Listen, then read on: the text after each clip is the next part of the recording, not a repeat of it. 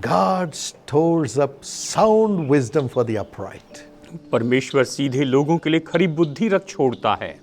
Those who seek the Lord shall lack no good thing.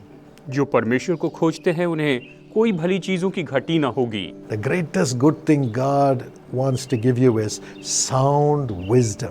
और सबसे बड़ी बात जो परमेश्वर आपको देना चाहता है वो है बहुत ही अच्छी बुद्धि।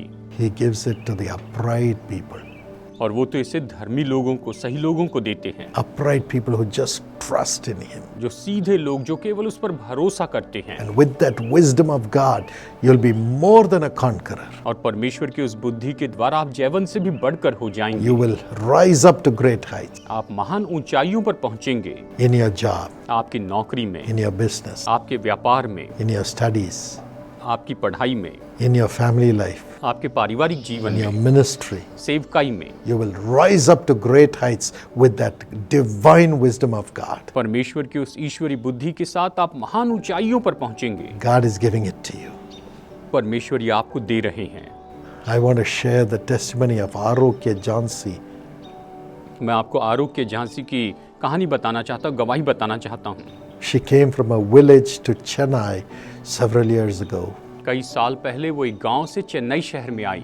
Daughter was studying in 4th standard. उनकी बेटी चौथी क्लास में पढ़ रही थी। No money in hand, हाथ में कोई पैसा नहीं था, not even 100 rupees. 100 रुपए भी नहीं थे। She came to Chennai and put the children in government schools. वो चेन्नई में आई और उसने सरकारी स्कूल में अपने बच्चों को दाखिला दिया। And they were very backward in the financial और status. वो आर्थिक रीति से बहुत ही पिछड़ी दशा में थे। Nobody to help them. कोई भी उनकी मदद करने के लिए नहीं था। At that time, she was led to the Jesus Calls Prayer Tower. और उस समय वो जीसस कॉल्स प्रेयर टावर में आने लगी। And as the prayer intercessors ministered, great peace and hope came to her to trust in Jesus. और जैसे कि प्रार्थना मध्यस्थ उनके लिए वहाँ पर प्रार्थना करने लगे, उनके अंदर बड़ी आशा आई कि वो यीशु पर विश्वास करे। She gave her life to the Lord, trusting in Him. उसने प्रभु पर भरोसा करते हुए अपना जीवन उसे सौंप दिया। And then, with a meager amount, she enrolled herself in the family blessing plan of Jesus Calls. फिर बहुत ही कम भेंट राशि देकर उसने अपने आप को family blessing plan Jesus calls में जोड़ दिया। And enrolled her children in the Young Partners plan और अपने बच्चों को यंग पार्टनर्स प्लान में जोड़ दिया। with very little money that she had. और उसके पास में बहुत ही कम पैसा था।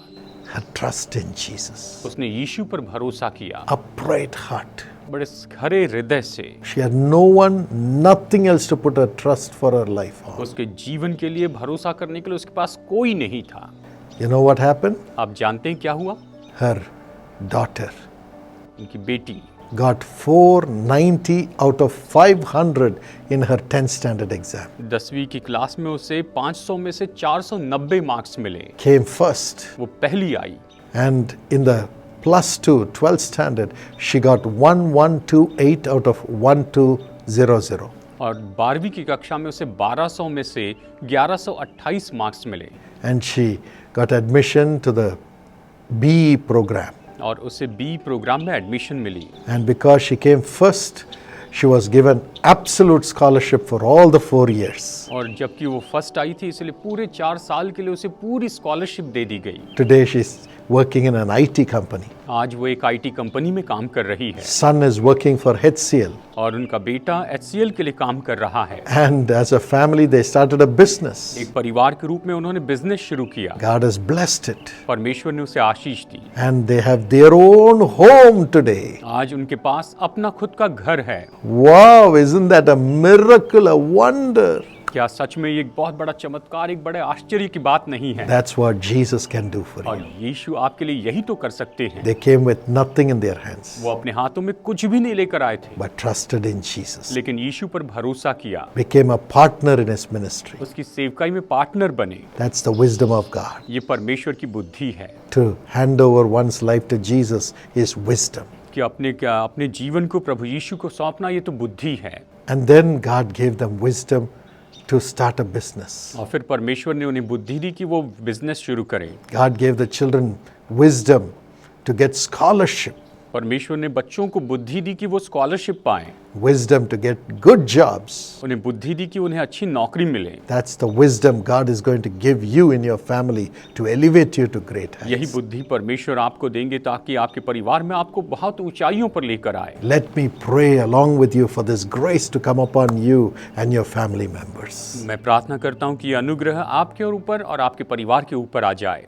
Father, पिता, you are the wisdom of God, Lord Jesus. प्रभु यीशु, आप तो परमेश्वर की बुद्धि हैं।